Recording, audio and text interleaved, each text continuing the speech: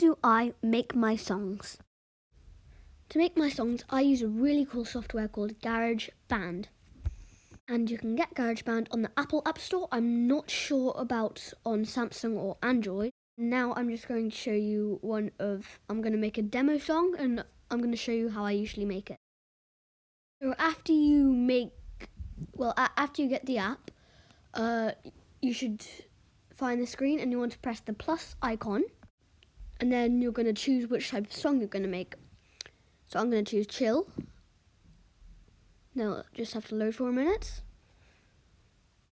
And to record your tune, you just press one of the tiles, which can be all sorts of different colours. Now I'm just going to give you a bit of a demo.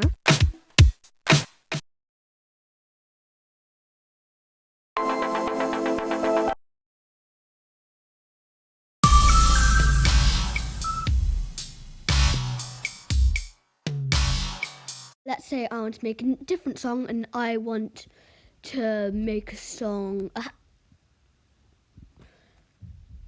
like this. So again, I'll just have to load for a minute and then you can make it. Now, because I've already shown you how you can do it, I'm going to make this super fast and then you can hear the song at the end.